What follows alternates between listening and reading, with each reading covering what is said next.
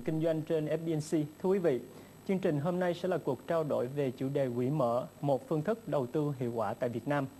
Và khách mời đến với cuộc trò chuyện ngày hôm nay xin được giới thiệu đến quý vị ông Avinash Satwaleka là Tổng Giám đốc và kiêm Giám đốc đầu tư của quỹ VCBF. Trước khi đến với phần trao đổi với khách mời quý vị theo dõi một đoạn clip ngắn sau đây. Nếu như vào thời điểm đầu năm, nhiều nhà quản lý quỹ vẫn còn tỏ ra khá e ngại với triển vọng của quỹ mở, thì cho đến tháng 8 năm nay, thị trường khá bất ngờ với thông tin đã có 15 quỹ mở đang hoạt động. Trong đó chỉ riêng tháng 8 đã có đến 3 quỹ mở mới gia nhập thị trường. Quỹ mở là một hình thức quỹ mà các nhà đầu tư góp vốn cho một mục đích đầu tư chung trong một khoảng thời gian không giới hạn. Thị trường tài chính sau mấy năm lao đao đã sàng lọc dần các nhà đầu tư và sẽ rất khó cho những ai muốn tự đầu tư chứng khoán mà lại không hiểu biết cặn kẽ về lĩnh vực này. Do đó, sự ra đời của các quỹ mở có thể đáp ứng nhu cầu của những nhà đầu tư vừa muốn tham gia loại hình đầu tư có tiềm năng lợi nhuận cao nhưng không am hiểu tài chính và cũng không có nhiều thời gian theo dõi thị trường. Dù thực tế chưa ai có thể vẽ ra bức tranh rõ nét hơn cho tương lai của quỹ mở tại Việt Nam, nhưng thực tế, quỹ mở đã và đang là xu hướng phổ biến, chiếm 80% tổng số các quỹ đầu tư đang hoạt động trên thế giới hiện nay. Và điều đáng chú ý là quỹ mở đang có tiềm năng rất lớn tại Việt Nam, nơi mà có đến hơn 90% số nhà đầu tư là cá nhân nhỏ lẻ. Hi Avinash, welcome to the show. Thank you very much. Good to have you here. Happy to be here. Okay, today we will talk about open-ended fund. So first of all, just go over the definition of what is open-ended fund. Sure. And is open as opposed to closed, and what that means is an investor can come into the fund and invest in the fund at any time and can exit or redeem from the fund at any time. This is different from a closed-end fund wherein you have one opportunity to come into the fund and then you have to wait till the entire life of the fund before you can redeem your shares. Up to date, total so far we have 15 open-ended funds. So are you surprised of the fast development of the market? You know, we're not surprised by the development of the market in Vietnam. Vietnam has a very young population and 90 million people, and you've got 13 million households that have a monthly income greater than 20 million dong per month. That is a pretty healthy sized market, and all these families are looking for ways to increase their wealth. And the traditional sources of wealth creation are starting to kind of slow down that they were previously getting. So there is, I'm an increase in the number of funds that are going to be launched. Well, for Vietnam, it's a very small market, and so far we have 15 of them. So it's going to be so hard for you guys to compete with others? I'm not really concerned about competition, partly because I think competition is good for the customer. It brings out the best in any industry. Right. I mean, the more competition you have, the better products you have. The better products you have, the more beneficial it is for the customers.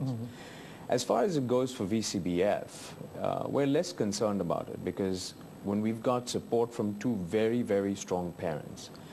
So if you look at Franklin Templeton, which is a global asset manager based in the US, right. We've got a tremendous amount of experience from Franklin Templeton. Franklin Templeton's been in the investment business for over 65 years and is a global manager. So we have access to all that research and experience. And then when you marry that with a trusted name like Vietcom Bank, you have a combination that is very, very strong. Right. I mean, I'll go back and say Franklin Templeton has over 550 investment professionals all over the globe. And our team in Vietnam has the ability to tap into that knowledge base. So the advantage is pretty strong for us. Well, for the last 8 months of this year, VN Index has increased like 25%. And now you have a new product coming out. Is it difficult for you to attract investors? I think the fact that the VN Index has gone up is more a recognition that Vietnam had been forgotten by a lot of investors. Right. And so I think that is coming back. But if you look at the long term, which is what we do, as investors, Right. I'm extremely bullish about the long-term prospects of Vietnam. If you look at, I mentioned earlier, the demographics or the population, 90 million, over 60% of them are under the age of 30. Right. But if you look at it even on the economy itself of Vietnam, I mean, GDP growth has stabilized, which is, some argue it's not such a good thing because we're not seeing growth. My point is that if you look around, there aren't that many countries that are growing that fast. And Vietnam has got 5.5% GDP growth, which is, yes, compared to the previous 7.5+%, Right. it looks low. But 5.5% is still very, very strong. So I think that is different. Then you look at interest rates, they've come down significantly. So as that goes down, you are more of a tendency to invest or start to buy. And then finally, I think valuations are very cheap compared to anywhere else in the region. So when I look at the growth prospects and you look at valuation, longer term, I think Vietnam is in a very, very strong position. Well, you have a new product, so your strategy is to attract individual or institutional investors. It's open to both, but the two products that we have, two funds that we have, they are targeted primarily for individual investors. And it's a mechanism to allow them to start building their wealth and start to save. Okay, look at the outlook of the market for the next 5 years. What is your expectation on it? When we're looking at the open-ended fund industry itself in total, currently Vietnam has a total assets under management in the industry of between 90 and 95 million US dollars. If, for example, if you look at China as an example, China opened up their open-ended fund industry in 1999. And within 5 years, open-ended funds were the largest individual investment vehicle in China. And by 2011, the total assets in the industry were 450 billion US dollars. And that accounted for approximately 5.8% of their GDP at the time. Now, the story is pretty similar across Asia.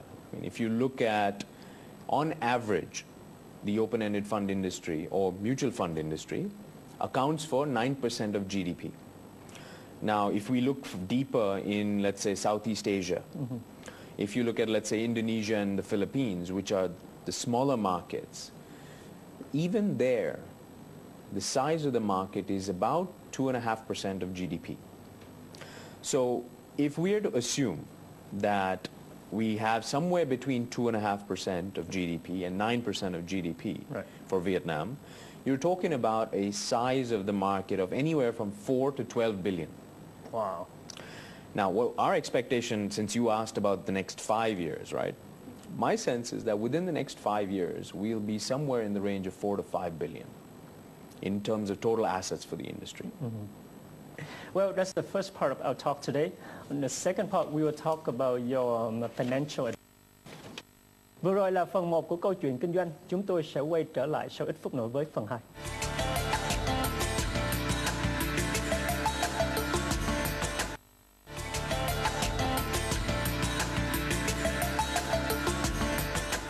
Chào mừng quý vị đến với phần 2 của câu chuyện kinh doanh. Okay, Avinash, welcome back to the second part of the show. Thank you. We know the majority of trading here in Vietnam is for retail investor. So you have a new coming out.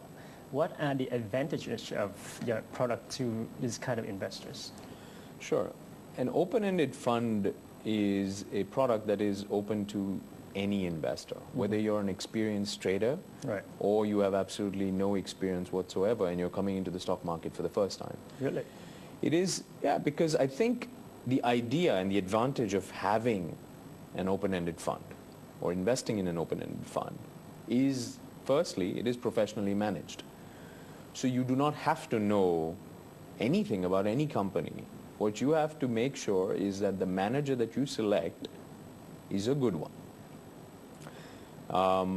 So not only is it professionally managed, our investment style is more long-term in nature. Right. So we don't necessarily look at the next 60 days, 90 days, 6 months. We look out 3 to 5 years and try to identify which are the good investments, who's going to do well, and then make our investments accordingly. So you get the benefit of joining into that long-term investment strategy. It's diversification. So as an individual, one or two companies, maybe 4, if you're really good, 5 or 6. Right.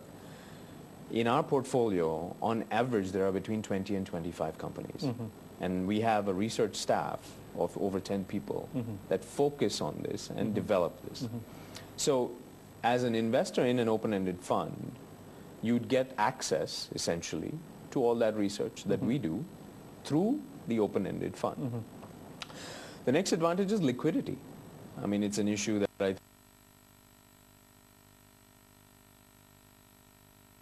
think fund anytime you want.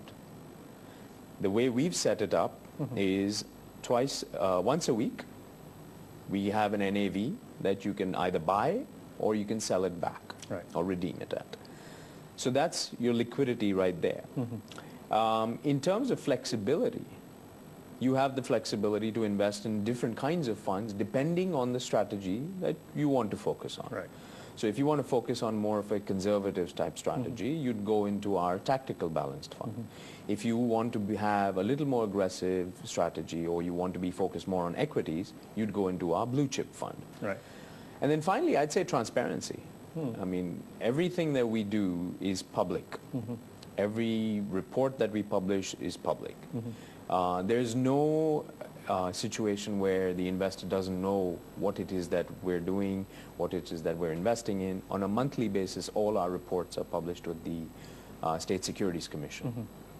I would actually say those are 4 important ones. Okay. But I'd say the key one is actually professionally.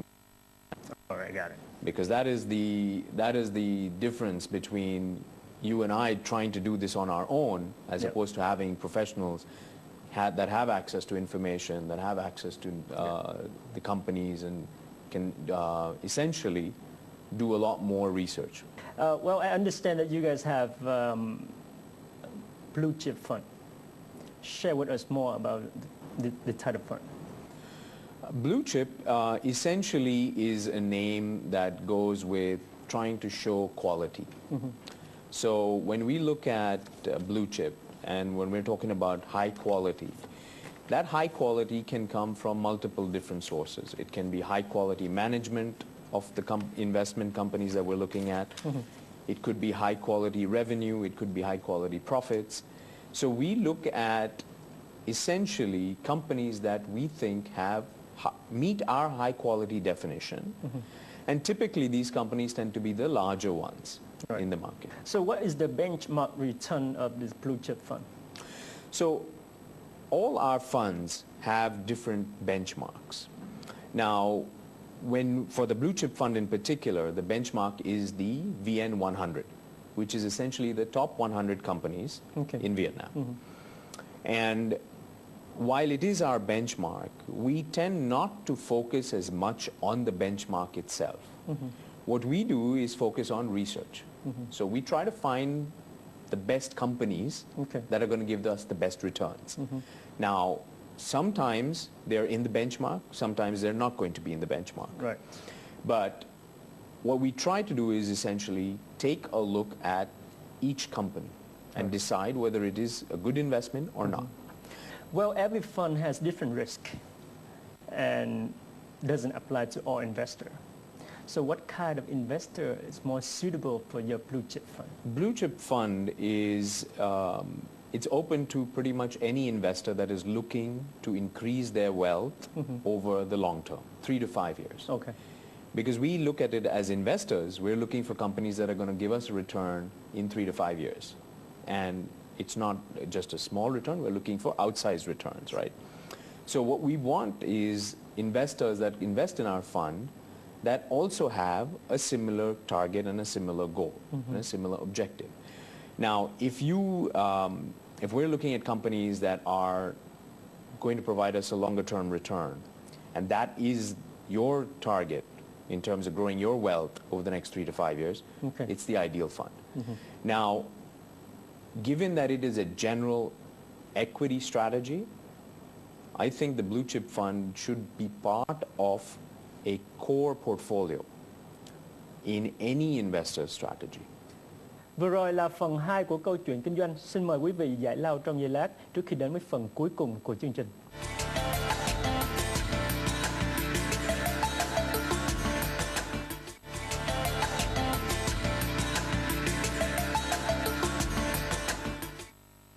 Khác với giai đoạn đầu, nhiều quỹ mở chủ yếu chỉ tập trung vào trái phiếu hoặc theo tỷ lệ 50-50, nghĩa là tỷ trọng dành cho loại tài sản an toàn này.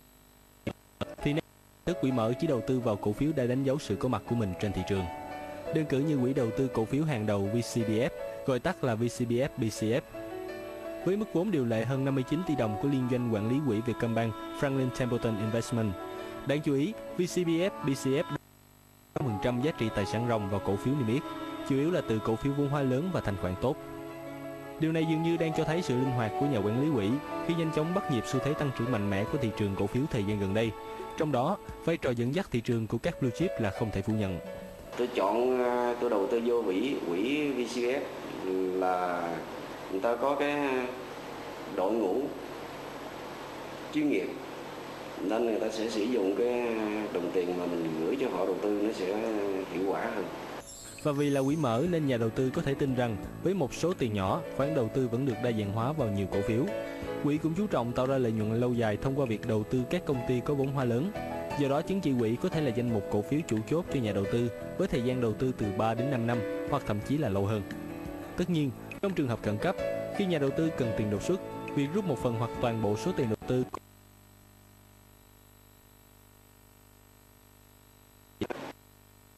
những cái đồng tiền mà mình để tích lũy trong cái dài hạn thì mình thay dùng để ở một số kênh thì có thể là cái sự sinh lợi không cao, gửi vào những cái có một cái đội ngũ chuyên nghiệp như thế thì có thể mình kỳ vọng được cái sinh lợi tốt. Thống kê từ nhiều nước cho thấy có khả năng nhận được lợi nhuận sẽ cao hơn khi đầu tư dài hạn, kể cả sau khi đã bù trượt giá đồng. Chào mừng quý vị đã đến với phần cuối cùng của câu chuyện kinh doanh. Welcome back to the last part of the show. Thank you. Well, in this part, we will talk about the long-term strategy of VCBF Blue Chip Fund. Okay, but the first question I want to ask you is that what is so special about your strategy of this fund? We at VCBF are blue chip similar to our other equity investment strategies. Up approach. Okay. Now, what a bottom-up approach is we look at a given company and try to understand the merits and risks of each individual company. Mm-hmm. So what maybe might be helpful is if I just explain the whole process that we go through in terms of how we do. So we look at industries. There are different industries: food and beverage, steel, construction, real estate. You look at all the different industries, and then we have screening mechanisms and parameters that we use to sort through and find which are the best ones in this industry. Once we've identified those, then we look for each individual merit, each individual company, to see how good or bad they are. What that involves is looking at in financials, meeting the management, going and talking to their customers, talking to their suppliers, really trying to understand each individual company and how It's strong more about they are. operation, right? Exactly. It's understanding how they work, what makes them better than anyone. Once we've done that, then we try to assign so we'll try to make projections. We look at financials and we try to make projections based on what we think is the growth in the industry, what kind of market share a particular company can get, Right. and then how well they can turn that around. So whether they're good at sales, whether they're good at marketing. And then we come at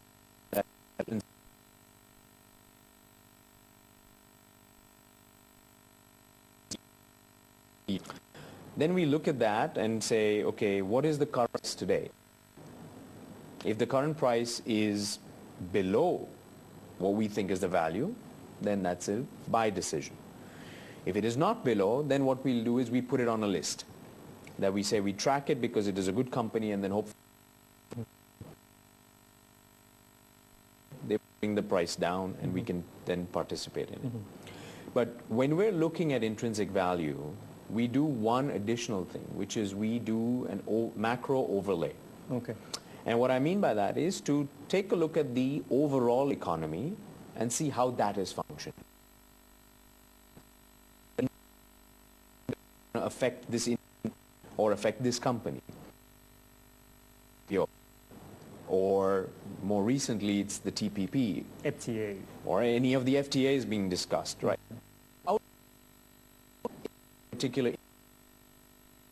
This particular company. So what with that? We have backdrop to decide, okay, how long do we need to it? And what is our typical exit going to look like? Right. For your VCBF blue chip fund, you have so successful compared to other strategies. You know, there are a lot of strategies out there, and what we found is bottom-up investment strategy works for us. Okay. And it's also what Franklin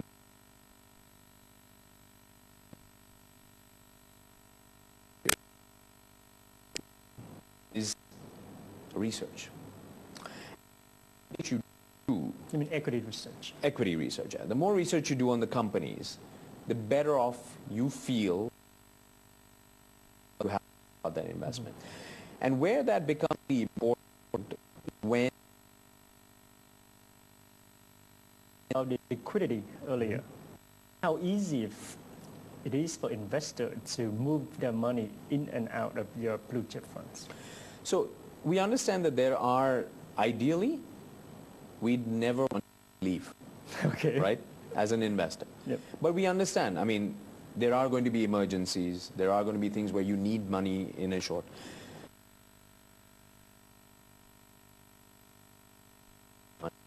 On a weekly basis. So there is, you can withdraw your shares or units at that point. Okay. Well, I understand that you guys have a plan. Share with us more about this plan. Sure. The systematic investment plan is a idea that came from Franklin Templeton. Okay. The basic concept is that every month or every quarter, you put aside a little amount of money, long-term goal. Whatever that long-term goal is, if you're saving a house, if you're saving up to buy a motorbike, Right. if you're saving for your children's education, whatever it is, it has to start with doing something regularly. So it could be as little as $1 million a month. Okay. But the key is to do it every month. So what happens when you're doing it on a monthly basis? It does what is called long cost. An open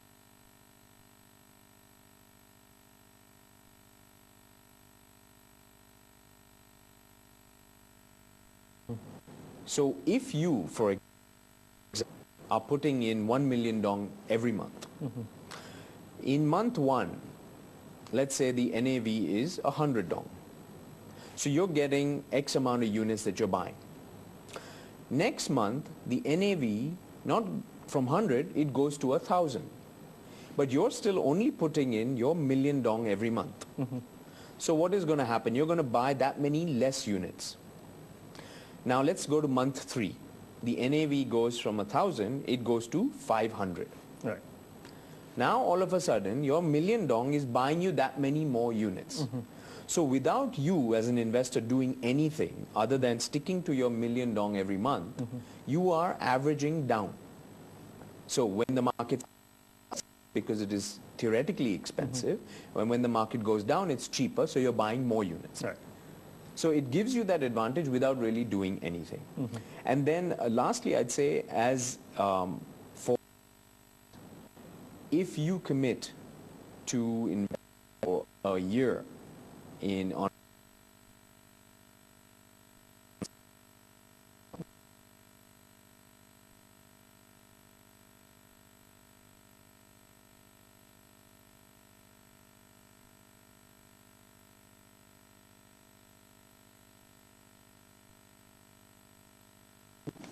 But recently,